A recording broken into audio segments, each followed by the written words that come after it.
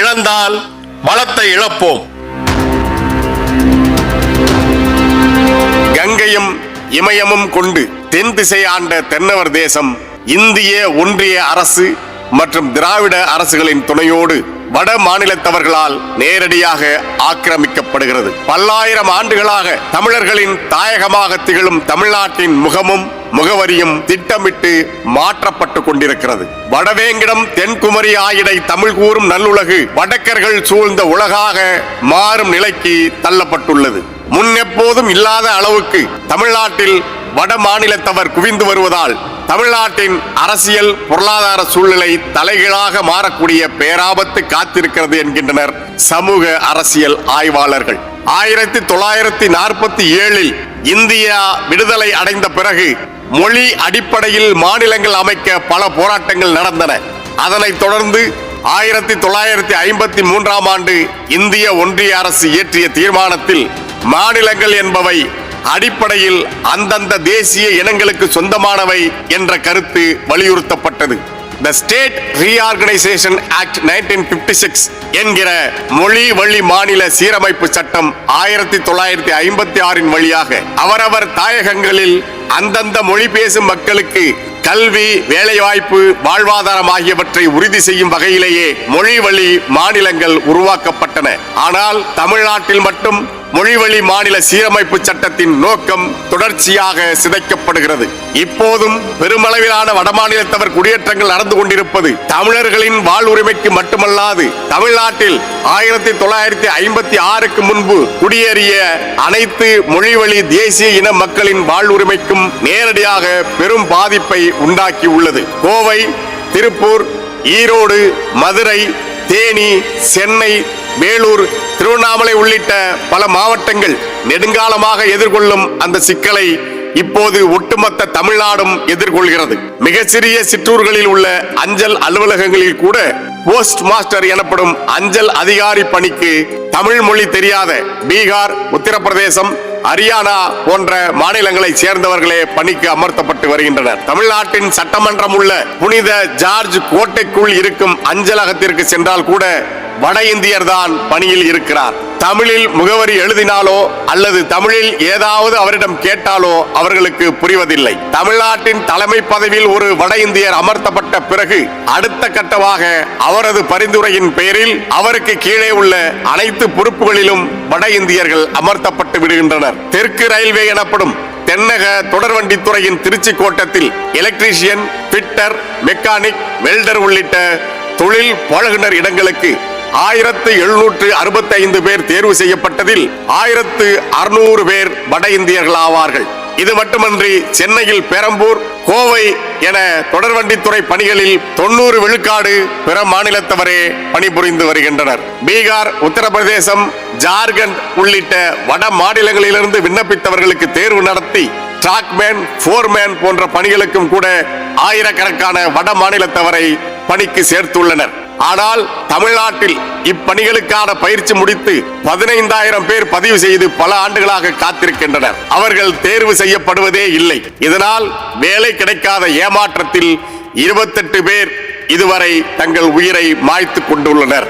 ஓசூரில் இயங்குகின்ற ஒரு தனியார் நிறுவனத்தின் பணி தேவைகளுக்காக சிறப்பு தொடர்வண்டி மூலம் 800 இளம்பெண்கள் ஜார்க்கண்டிலிருந்து அழைத்து வரப்பட்டுள்ளனர்.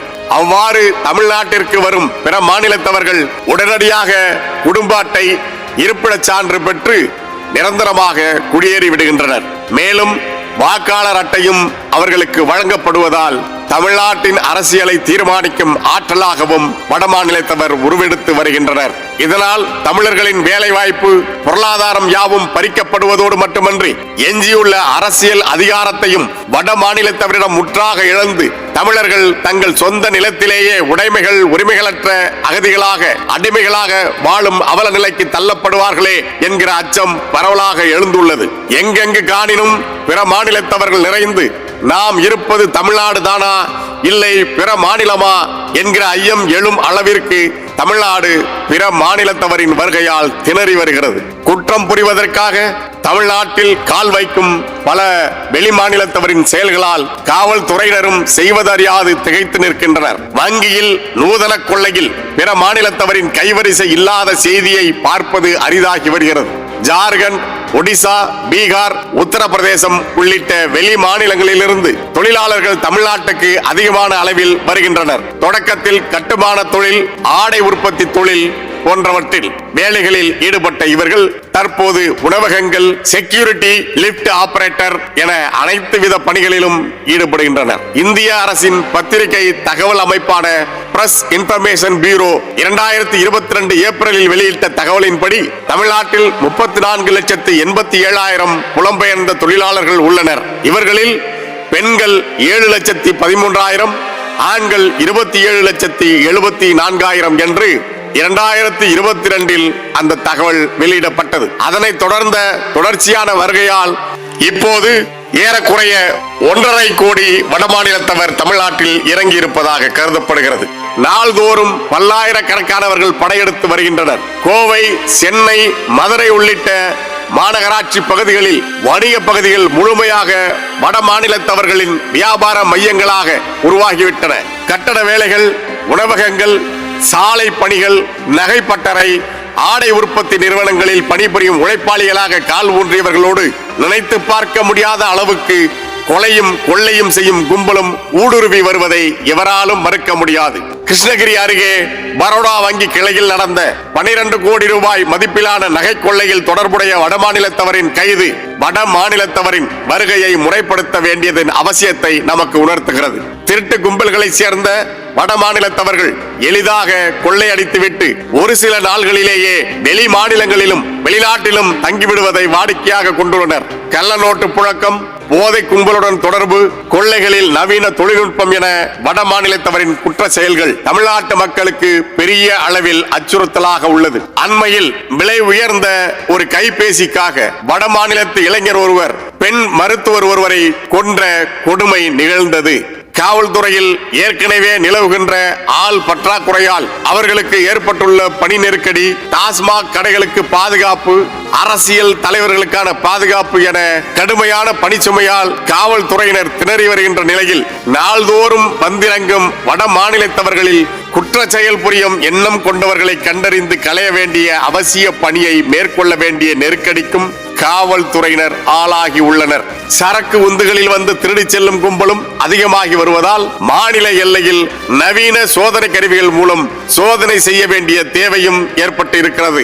இங்கு இறக்குமதி செய்யப்பட்டுள்ள பிற மாநிலத்தவர் பற்றிய சரியான புள்ளி விவரங்கள் காவல்துறையிடம் இருப்பதாக தெரியவில்லை. திருப்பூர் அருகே பரமசிவம் பாளையத்தில் 5000 வட இந்திய குடும்பங்கள் ஒரே இடத்தில் வசிக்கின்றனர். தமிழ்நாட்டுக்குள்ளேயே ஒரு வட இந்திய நகரம் உருவாகி உள்ளது என்று சொல்கின்ற அளவுக்கு நிலைமை மோசமாகி வருகிறது. வட இந்தியர்கள் எத்தனை கோடி பேர் தமிழ்நாட்டில் குவிந்துள்ளனர் என்ற தரவுகள் தமிழ்நாட்டு அரசிடம் இருக்கிறதா என்று தெரியவில்லை. தமிழ்நாட்டின் எதிர்காலம் பாதுகாக்கப்பட வேண்டுமெனில் வட மாநிலத்தவரின் வருகைக்கு கடிவாளமும் கட்டுப்பாடுகளும் அவசியம் போட வேண்டும் என்கின்றனர் சமூக பொருளியல் ஆய்வாளர்கள். இந்தியாவின் பிற மாநிலங்களில் மற்ற வெளி மாநிலங்களை சேர்ந்தவர்களுக்கு கட்டுப்பாடுகள் விதிக்கப்பட்டு வருகின்ற நிலையில் தமிழ்நாட்டை நோக்கி திட்டமிட்டு திணிக்கப்படுகின்ற அயலாரின் படையெடுப்புக்கு துணை போகும் திராவிட ஆட்சியாளர்கள் வந்து இறங்குகின்ற வட மாநிலத்தவர்களுக்கு உடனடியாக குடும்ப அட்டையும் வாக்காளர் அட்டையும் என எல்லாமும் செய்து கொடுத்து அவர்களை தமிழ்நாட்டிலேயே நிரந்தரமாக தங்க வைக்கும் ஏற்பாடுகளை செய்து மண்ணின் மக்களான தமிழர்களுக்கும் தமிழ்நாட்டில் வாழ்கின்ற பிற மொழிவழி தேசிய இன மக்களுக்கும் பெரும் துரோகம் இழைக்கிறார்கள். அரசின் அலட்சியத்தை போலவே தமிழர்களும் இந்த அயல் மக்கள் தொகை திணிப்பு வரும் காலத்தில் ஏற்படுத்த போகின்ற பேராபத்தை உணராமல் இருக்கிறார்கள். இந்த நிலை சொந்த நிலத்திலேயே தமிழர்களை அடிமைகளாக்கும் என்கின்ற புரிதல் இன்னும் தமிழர்களுக்கு வரவில்லை. நம் கண்முன்னே இதற்கு பல்வேறு எடுத்துக்காட்டுகள் இருக்கின்றன. தமிழ் ஈழத்தில் திட்டமிட்டு நிகழ்த்தப்பட்ட சிங்கள குடியேற்றங்கள் தமிழர் தாயகத்தை நாம் இழப்பதற்கு மிக முக்கிய காரணிகளாக அமைந்தன. இன்றும் அங்கு தமிழர்கள் சிங்களர்களுக்கு சமமான குடிமக்களாக வாழ முடியாத நிலையே நீடிக்கிறது. பாலஸ்தீனத்தில் சிறிது சிறிதாக நடந்த யூத குடியேற்றங்கள் பாலஸ்தீனியர்களின் தாயகத்தை முழுமையாக விழுங்கி அவர்களுக்கு பேரழிவுகளை கொடுத்து இன்று சொந்த மண்ணிலேயே பெரும்பான்மை மக்கள் சாகடிக்கப்பட்டு எஞ்சியுள்ளோர் அகதிகளாக திரிகின்ற நிலை ஏற்பட்டுள்ளது. அஸ்ஸாமில் பெரும் எண்ணிக்கையில் குடியேறிய வங்காளிகள் மண்ணின் மக்களான போரோக்களிடமிருந்தும் அஸ்ஸாமியர்களிடமிருந்தும் நிலங்களை கைப்பற்றியதன் விளைவாக அஸ்ஸாமியர்களின் பண்பாடு, நாகரிகம், வாழ்க்கை முறை ஆகிய அனைத்திலும் பெரிய சீர்குலைவு ஏற்பட்டது. அசாமை பெருவாரியாக ஆக்கிரமித்த வெளிமாநிலத்தவரின் நடவடிக்கைகளால் பாதிக்கப்பட்ட அசாமியர்கள் போராடத் தொடங்கினார்கள். இன்றைக்கு நேபாளத்தில் நடப்பது போல பெரும் கொந்தளிப்பு ஏற்பட்டு மிகப்பெரிய மாணவர் போராட்டங்கள் வெடித்தன. அதன் தாக்கத்தால் 1985 ஆண்டு அன்றைய பிரதமர் ராஜீவ்காந்தி நேரடியாக தலையிட்டு வெளிமாநிலத்தவரை வெளியேற்றுவதற்கான முடிவை எடுக்க வேண்டிய நிலைக்கு தள்ளப்பட்டார். மண்ணின் மைந்தர்களுக்கு வேலைவாய்ப்பு அளிக்கப்பட வேண்டும் என்பதற்காக மாநிலங்களில் உள்ள வேலைவாய்ப்பு அலுவலகங்கள் வழியாகவே அனைத்து வகை அரசு மற்றும் தனியார் வேலைகளுக்கு ஆள்கள் தேர்வு செய்ய வேண்டும் என்ற நோக்கில் 1959 ஆண்டு வேலைவாய்ப்பு அலுவலக கட்டாய அறிவிப்பு சட்டம் உருவாக்கப்பட்டது. ஆனால் தமிழ்நாட்டில் தொழிற்சாலைகள் நிரம்பி உள்ள பல மாவட்டங்களில் தான் வெளி மாநிலத்தவர்கள் அதிகமாக குடியேறி உள்ளனர். 2011 ஆண்டு எடுக்கப்பட்ட மக்கள் தொகை கணக்கெடுப்பின்படி தமிழ்நாட்டில் இயல்பான பிறப்பு விகிதத்தால் உயர்ந்துள்ள மக்கள் தொகை 54.6 விழுக்காடாகவும் வெளிமாநிலத்தவர் வருகையால் அதிகரித்த மக்கள் தொகை 45.4 விழுக்காடாகவும் இருந்தது. இந்திய அளவில் ஒரு சதுர கிலோமீட்டர் பரப்பளவுக்குள் சராசரியாக 382 பேர் வசிக்கிறார்கள். ஆனால் தமிழ்நாட்டில் ஒரு சதுர கிலோமீட்டருக்கு 555 பேர் என்கிற அளவில் மிக நெரிசலாக வாழிடம் அமைந்துள்ளது. இந்த எண்ணிக்கையை ஒப்பிடும்போது தமிழ்நாட்டை ஆக்கிரமிக்கும் அந்த வடநாட்டவர்களின் சொந்த மாநிலங்களின் மக்கள் தொகை அடர்த்தி மிகவும் குறைவு. இதே இந்தியாவில் அருணாச்சல பிரதேசம், நாகாலாந்து, மிசோரம், மணிப்பூர், சிக்கிம், மேகாலயா உள்ளிட்ட மாநிலங்களில் வெளிமாநிலத்தவர் சொத்துகள் வாங்கவும் நிரந்தர குடிமக்களாக தங்கவும் தடை விதிக்கப்பட்டிருக்கிறது. தனியார் தொழில் நிறுவனங்களில் வெளிமாநிலத்தவரை வேலைக்கு வைத்துக் கொள்ள அரசிடம் சிறப்பு அனுமதி பெற வேண்டும். அருணாச்சல பிரதேசம், நாகாலாந்து, மிசோரம், மணிப்பூர், சிக்கிம் உள்ளிட்ட மாநிலங்களில் இன்னர் லைன் பர்மிட் எனப்படும் உள் அனுமதி நுழைவுச்சீட்டு இல்லாமல் வெளிமாநிலத்தவர் பயணம் கூட செய்ய முடியாது.